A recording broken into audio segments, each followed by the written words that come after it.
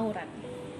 Jadi beliau itu menyatakan bahwa kita itu sebagai wanita muslimah itu Sebelum menonton video ini, silakan like, comment, subscribe Muslimah Sriwijaya. Assalamualaikum warahmatullahi wabarakatuh. Budak Millennials Palembang, selamat datang di channel Muslimah Sriwijaya dalam segmen Millennials Ngompol. Nah, hari ini kita ditemani bersama Mbak Dewi, narasumber cantik kita yang satu ini. Nah, hari ini nih Mbak, kita tuh yang membicarakan masalah belakangan ini kan ada opini yang membingungkan ya, karena datangnya dari tokoh masyarakat mengenai aurat. Jadi beliau itu menyatakan bahwa kita itu sebagai wanita muslimah itu menutup aurat itu katanya nggak wajib, katanya tidak wajib Mbak. Gimana itu? Ya, kalau bicara aurat tentu memang di dalam Islam seorang muslimah itu sudah disyariatkan kan saat kita kemudian mulai baligh. Bismillahirrahmanirrahim. Wala yubdina zinatahunna illa dhahara minha. Nah, di situ Imam Tabrani mengatakan di situ illa dhahara minha. Nah, beliau sambil memegang telapak tangan dan mengangkat tangannya ke mukanya. Nah, itu menunjukkan bahwa aurat perempuan itu di situ dikatakan seluruh tubuh kecuali muka dan telapak tangan. Nah, maka kalau kemudian opini mereka mengatakan menutup aurat atau tidak diwajibkan pakai jilbab itu, nah itu sebuah keanehan, itu menyalahi syariat. Karena syariatnya sudah jelas, itu fardu bagi seorang muslimah. Jadi sebenarnya memang pada kebenarannya adalah itu wajib untuk menutup aurat. Nah, cuman ya kembali lagi ya Mbak, ini adalah seorang tokoh yang membicarakan masalah ini, dan beliau itu didengar begitu banyak orang. Ditambah lagi beliau adalah seorang anak dari kiai terkenal ya, maksudnya tentunya tidak mungkin opini mereka itu kesampingkan oleh masyarakat, pasti menimbulkan konflik. Nah, bagaimana sih Mbak selaku kita seorang generasi muslim milenial kemudian melihat rujukan-rujukan siapa sih yang bisa kita lihat untuk kita jadikan referensi untuk melaksanakan syariat secara maksimal? Kalau bicara rujukan, tentu memang teladan kita adalah Rasulullah kan, itu jelas Rasulullah sebagai suri tauladan kita. Dan disyariatkan juga kita harus berhukum kepada Allah, karena hukum itu yang benar itu hanyalah hukum Islam kan begitu. Atau kalau kemudian bicara rujukan untuk hari ini siapa gitu.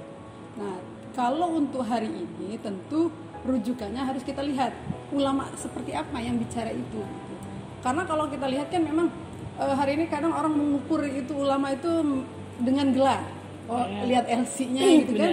Lihat kemudian dianya itu berstatus dari pendidikan yang basicnya ada Islami, nah kemudian menjadi rujukan. Sedangkan yang ustadz, yang dilihat ustadz tapi nggak lahir dari sekolah-sekolah Islami, nggak bisa dijadikan rujukan. Nah, padahal sebenarnya tidak menjadi ukuran utama kalau kemudian standarnya hanya melihat gelar atau dia hanya seorang anak ulama atau keturunan ulama begitu. Tidak hanya itu menjadi ukuran utama, menjadi rujukan itu. Tapi kita harus lihat sumber yang menjadi tolak ukur mereka bicara itu apa. Nah, kita kan sudah jelas nih, undur makola wala tanzur mankola kan. Jangan lihat apa yang siapa yang bicara, tapi lihatlah apa yang dibicarakan. Nah, maksud apa yang dibicarakan di sini kan kita tentu harus memperhatikan sumbernya yang dia pakai. Nah, kalau kemudian dia bicara tentang hukum syariat dari Al-Quran hadits, ya nggak apa-apa kita terima.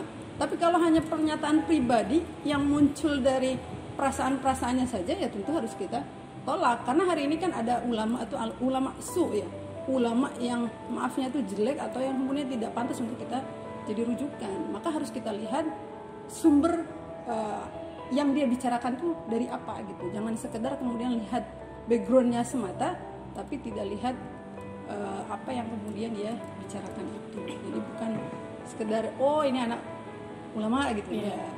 Berarti kita sebagai generasi milenial ini harus kembali mencermati dan mengkritisi apa yang dikeluarkan pernyataan oleh tokoh-tokoh tersebut, ya tidak langsung main ambil saja.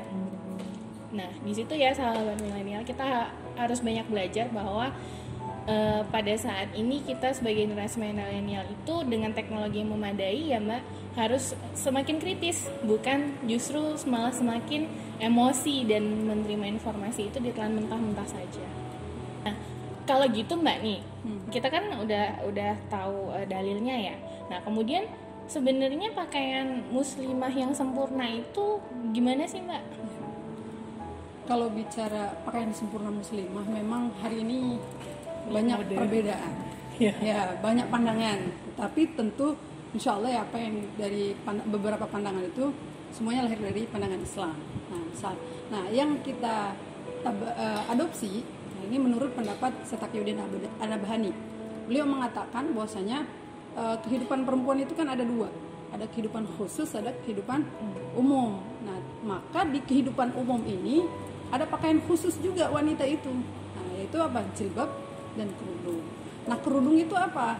Nah, bukan kerudung yang seperti para istri-istri ulama masa dulu yang hanya sekedar selendang gitu kan, diselempangkan. Nah, bukan itu. Tapi kerudung itu karena tadi syarat menutup aurat itu kecuali muka dan telapak tangan. Karena tadi zinatahunna itu menunjukkan yang tempat perhiasan.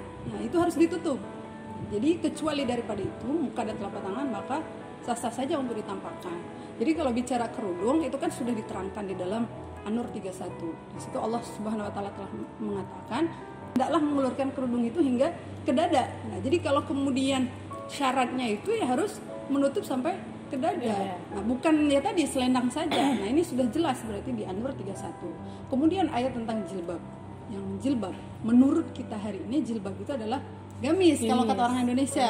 Nah, kalau orang Arab ya nyebutnya jilbab. Nah, itu sudah Allah firmankan juga di dalam surat Al-Ahzab 59 itu. Ya ayuhan nabiyyu qul lil azwajika wa banatika wa nisa'il mu'minina yudnina 'alaihinna min jalabibihinna.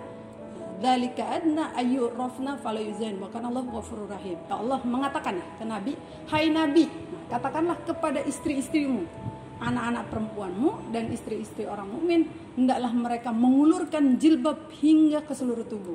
Jadi bahasa ke seluruh tubuh kan berarti jilbab itu bukan penutup kepala, bukan. Nah, tapi di sini jilbab itu baju yang kemudian terusan sampai ke bawah. Nah, maka tadi saya bilang kalau orang Indonesia biasanya nyebutnya gamis atau jubah begitu. Nah, itu di situ Allah terangkan kembali itu menjaga dan memuliakan begitu, menciri khaskan seorang perempuan. Jadi dia bergamis atau berjubah tadi, berjilbab, maka ini pasti muslimah begitu. Jadi kalau nggak nutup aurat kan kita susah membedakan ini muslimah atau bukan.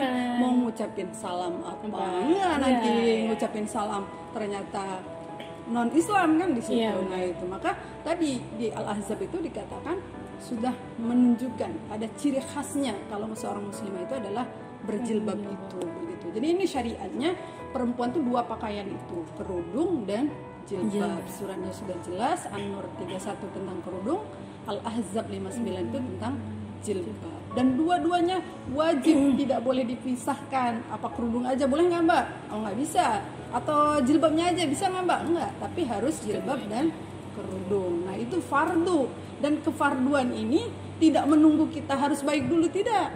Mbak, akhlak saya belum sempurna nih, nanti deh pakai jilbabnya. Nggak gitu. Nunggu dijilbabin dulu hatinya. Jilbabin dulu hatinya. Tidak, tapi justru dengan kita berjilbab dan berkerudung akan mempengaruhi sikap kita. Karena jelas syariat kerudung, jilbab dan akhlak itu terpisah. Jadi beda-beda syariatnya. Maka nggak boleh ditinggalkan. Semuanya harus dilaksanakan. Nah, itu ya sahabat milenial, ternyata selama ini kita tuh seringkali mensalah gunakan istilah ya. Di sini dibilangin yang namanya jilbab itu adalah ini ya himar ya istilahnya itu ya. Kerudungnya. Tapi ternyata jilbab itu adalah baju yang menutupi dari atas sampai ke bawah ya, sampai ke mata kaki sebagai aurat wanita. Kemudian dilengkapilah dengan namanya kerudung tadi yang menutupi sampai ke bagian dada ya Mbak. Nah, berarti kita masih harus banyak belajar ya generasi milenial, karena banyak sekali penyimpangan arti ya di sini ya Mbak. Mungkin karena diterjemahkan dari bahasa Arab ke bahasa Indonesia ya.